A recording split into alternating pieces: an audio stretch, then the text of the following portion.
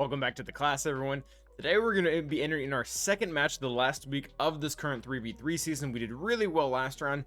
Today we are up against Travis, so this should be pretty fun. His roster is actually pretty darn even to ours, and I think it's enough to say that we have an actual advantage here.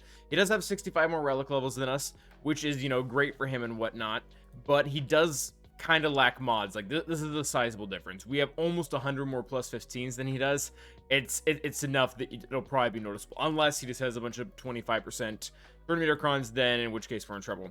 We also have a lot of the GAC Omicrons that he doesn't, and I think some of these are really going to make a difference, particularly Savages and maybe even Radises as well. So he has a slight relic advantage, but we have him beat in some other areas. He also does not have Profundity, just like us on that.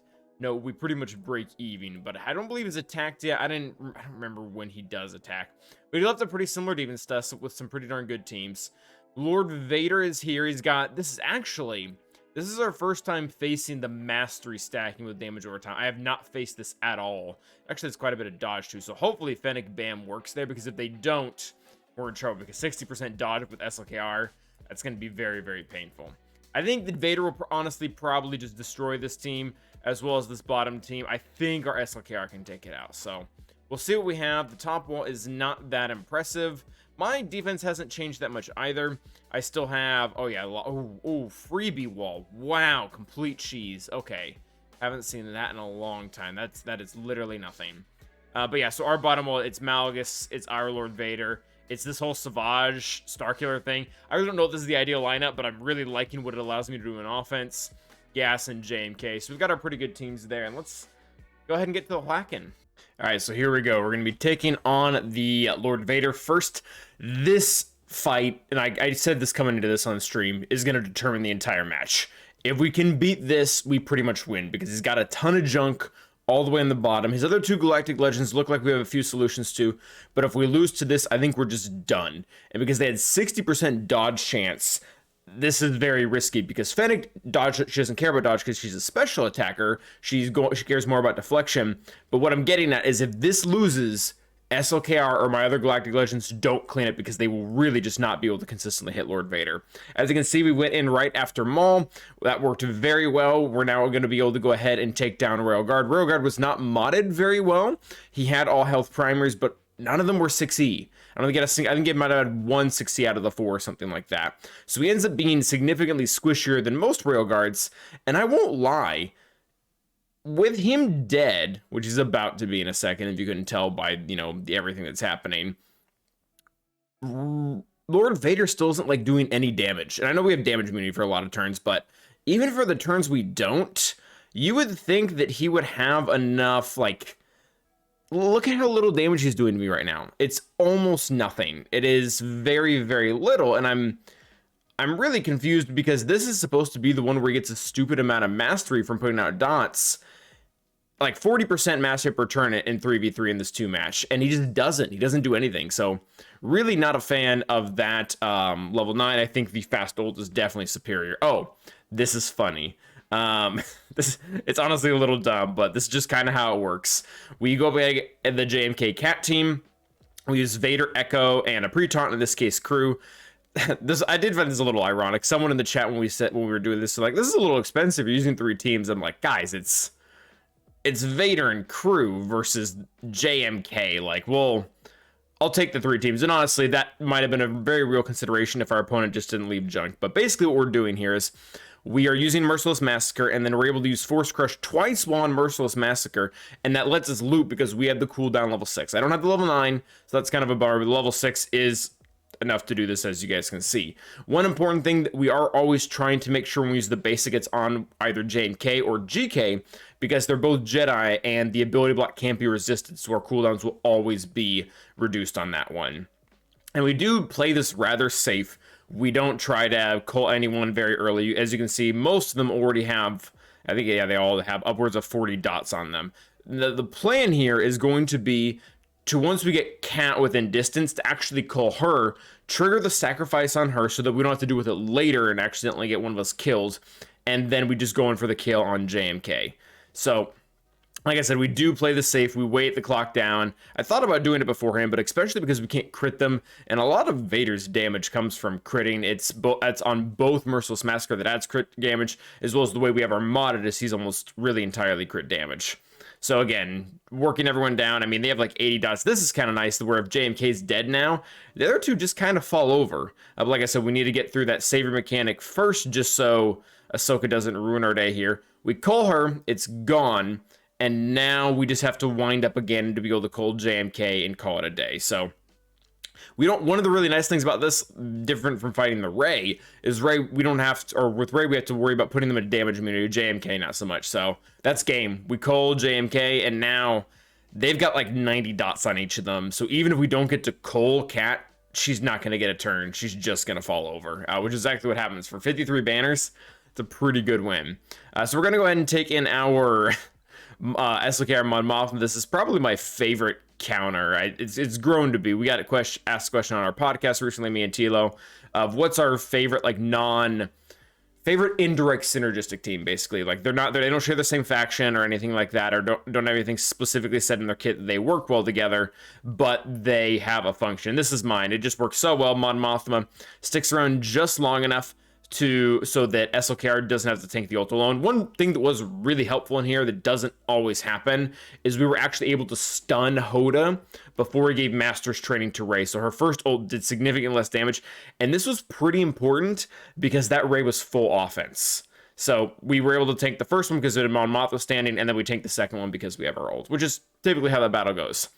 And a little bit of context for what we were doing during the stream. During the stream, this is actually when the puzzle was starting for, I believe it's actually Hondo, which is super cool, who's coming to the game right now, as well as apparently a big release for Dr. Afra. And I was very engaged with the comment section of everything that was going on. And that being said, I walked into this, and about 10 seconds into the fight, I was like, oh, we have no tools to kill Crew or Xylo. So just complete misplay on my part. I should have taken in something else. Didn't even have to be, I didn't have Mace or Jen on Anakin, and they would have made short work of this team. But yeah, I skipped to the end of the video, completely timed out with just the two of them. So we go ahead and bring in JTR now, and JTR has healing immunity, so we're just gonna be fine. And honestly, not having Lobster here to cleanse away my explosives is helpful. But yeah, this totally unnecessary two-shot, especially like we were saying, the guy cheesed us pretty hard in the top wall, and spoiler alert, we've already gotten through all the Galactic Legend. The back wall is also really hard cheese. Like, this is the most cheese defense I've seen maybe since, no, it's been months. It's been months. Maybe not since the new GAC has changed. I feel like we saw one towards the early part of the change. But yeah, this one's really bad. That being said, I could have burned a much better team on the Xylo thing and completely avoided this two-shot. This was not necessary. This was not wise. But, you know, here we are, dropping our 20 banners and talking about Hondo, which is super cool that's happening, actually. He wasn't my number one pick. I was honestly pretty on board with the Red 5 announcement. I feel like that still might happen, but it's obviously not the puzzle. But yeah, Hondo was probably in there because I know they want to make a big deal out of characters that we like, and Hondo's been maybe the highest requested character as of late. Anyways, so yeah, we go ahead and take in this boss team versus the Nute Dooku. This one felt like a great trade. I kept looking at this and I'm like, okay, what can I take against this that isn't just going to feel like I'm just straight up overkilling it, but is also just going to work? We ended up setting that Bossk. Really liked it. Annihilated Nute immediately just so we wouldn't have to deal with the revives. Don't have to worry about extortion, none of that.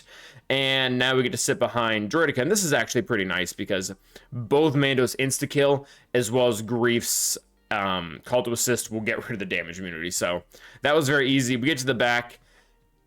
Like I said, it's not good teams. So we just start burning our Galactic Legends and really all of our powerful teams on teams that are not warranted. So we go ahead and take in JML versus Bad Batch, which pretty easy to guess who wins there. We just take in the duo here with Palp as well as Mara against this team. A lot of these might not even be like the best matchups in the world. We could have gotten perfect banners, but like I said, we were very engaged in conversation for this one. I might, after the Galactic Legends, after we beat Lord Vader, after we beat JMK, after we beat Rey, I was taking this a little bit less seriously because I knew all the tools that my opponent had for offense, and I didn't really like his odds. So unfortunately, we got cocky, as Han would say. So Go ahead and take Ness versus Gear 11 Ewoks there. Surprise who won. We go ahead and take in our Imperial Troopers versus Finn. This match actually can be really close. I was very happy to use this. Finally, someone that doesn't have a bunch of 25% turn meter datacron, so got to use a normal counter. I was a pretty big fan of that. Took our C versus Jedi, which this is his Jedi team, which is old Ben and Bastila, which is, fine. Did I take my datacron? I feel like I did. I feel like I took it on just so I would guarantee that I get protection back. Yeah, I am gaining protection. So yeah, we were able to get ult super quickly. We're able to annihilate all 3 characters, not just the linked ones, so that was pretty fun. Hux gets his time in the sun once again. Again, this team isn't like, there's not a whole lot of synergy here. Like, we're not like, oh, we're using Hux because he stops the counter, because he stops the turn. We're just like, it's just a better team beating a worse team, essentially, so. First order type, I love you. Good job. Not great banners, but whatever. Go ahead and take in our Generate Revan versus their Dash team. Really not a good Dash team. Mission and Zalbar haven't had... Zalbar maybe here and there, but like Mission really... And I know I'll probably hit a fanboy or two out there, but I feel like Mission's been useless for a very long time. I don't think since she came out. I think when she first came out, she was actually involved in a pretty good timeout team for Territory Wars. It was pretty cool. But I mean, like, ever since then, yeah, I don't know. I guess when you're still having to use Karth lead because you don't have any other teams, that's an option. And then we just put on auto just because Zalbar is actually super tanky. And he dies. 57, very good. Going taking our Wampa versus Mon Mothma. This was also not a wise decision, in my opinion, because the car is gear 12. And the odds of us accidentally killing her with potency up and then just getting stuck in a loop are pretty darn high, which almost happens right in the middle here. You have to time it in a way that she's just about to use her AoE that will sure get potency up again, and then you kill her. As you can see, we're not exactly quite there yet. We need to let her live a little bit longer. Unfortunately, we kill her right when she would have dropped it. So now we're just stuck in this loop, and I'm like, okay, this is not good. Luckily, we didn't just keep AoEing and whatnot, and she did drop it, and we killed her. So all's good in the world. Now we get to use this. This is a fun team. Bastila Cam Katarn, because, why not, against a Cody-led team. Moving up in teams here, guys. But yeah, so we go ahead and take in our Cam. That was actually a misclick. Again, I was interacting with chat, and I completely misclicked. I should have just gone for the kill right away onto Sarge.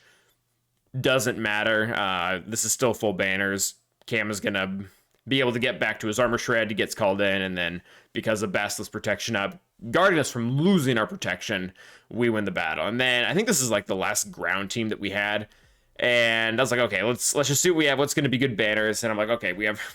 this is fun. This is an entire team made up of plug-and-play characters, which when you put them together, I guess it works. It kind of reminds me of playing like a card game like Phase 10 or something like that. And you have a bunch of wilds, and you just put all the wild cards together with like one other card. It's like, it's not really how that works, but at the end of the day, it'll win the battle. One thing that is nice here is Thrawn's Fracture has, I think, 4 hits on it, so you chew right through B1. B1 really cannot gain the upper hand on you at all, and I mean, the Fracture alone would do that. Even if it was 1 hit, this will probably still work, but it's kind of cool to see.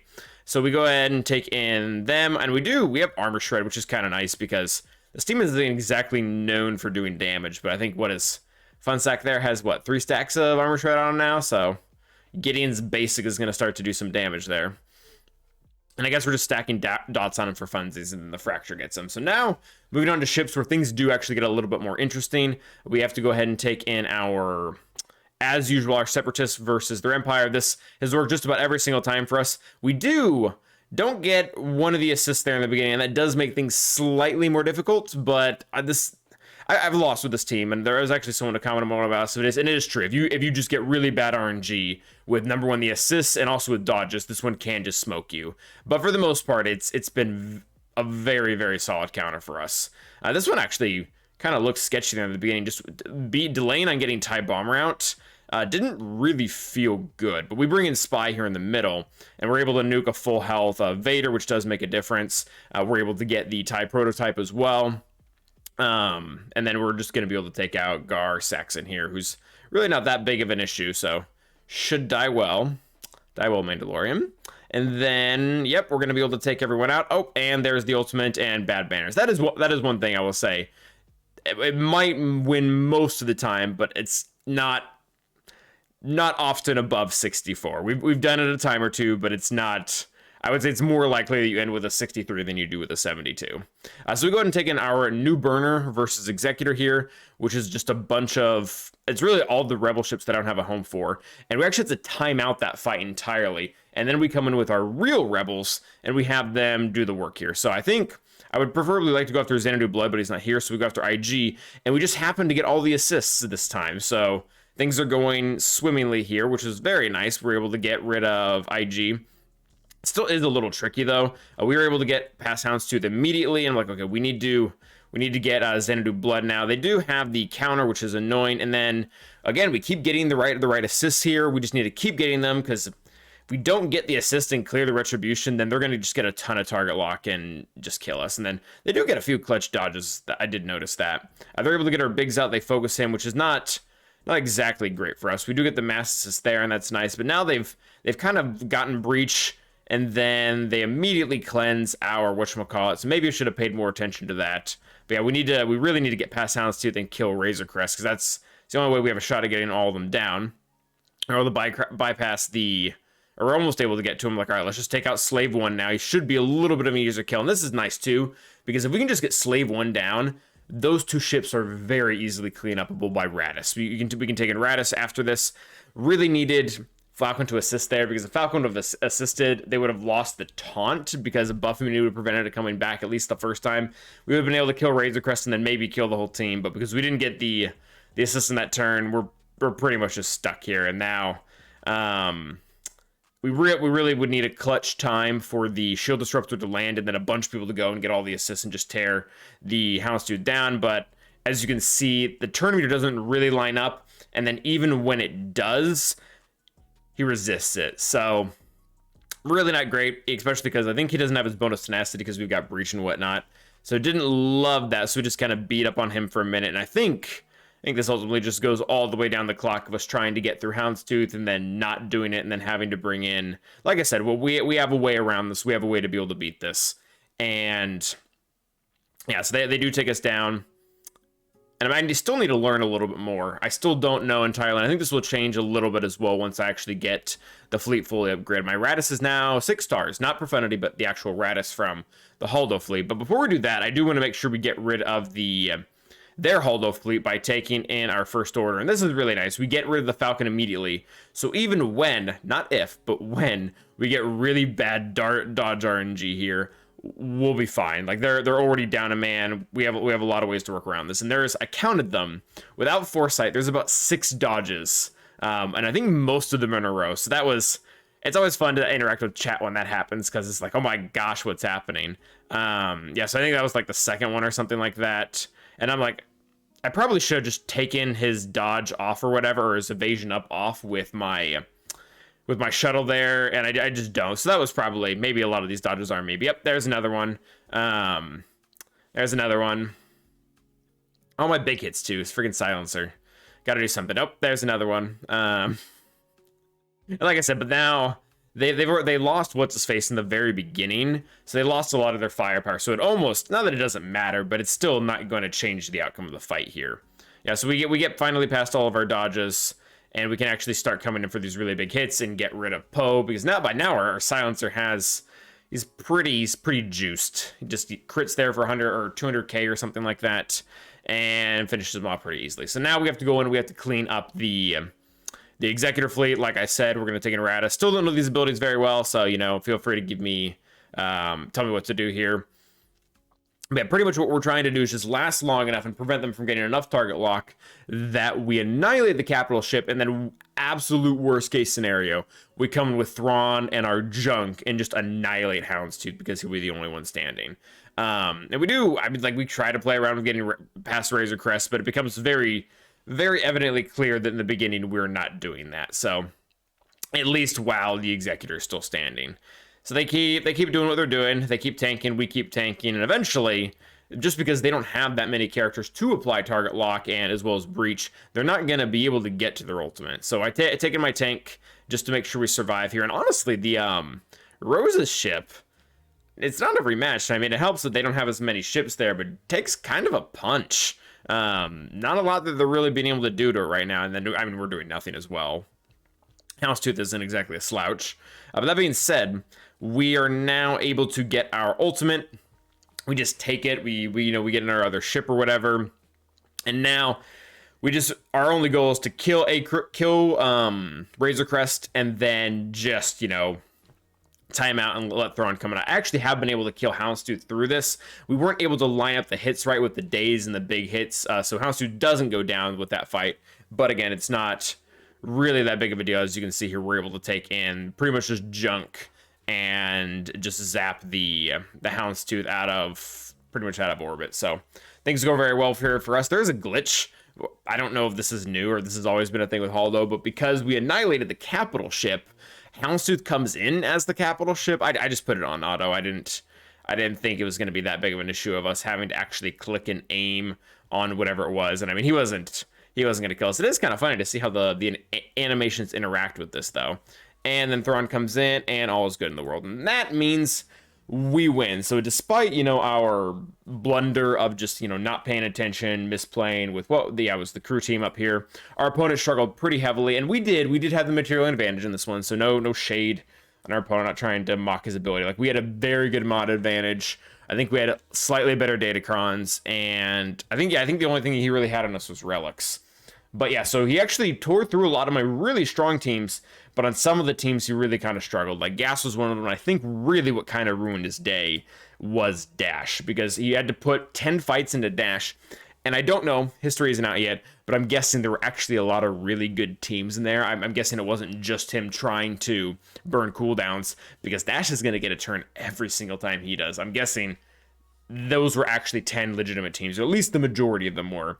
And by the time he had to do that, by the time he had to do that to Jedi Luke, if you want to do the math, you can, but he can't win anymore. Even if he gets perfect banners on these three, as well as all my bottom teams, he is out of the course for winning. He even failed on my Admiral Radis there. So good match for us. We're now 2-0 for this last week. We're going to a very positive season. Maybe we can reverse a little bit of what's been happening in the last couple seasons, but that is going to be it for today. Thank you guys for watching, and as always, stay awesome.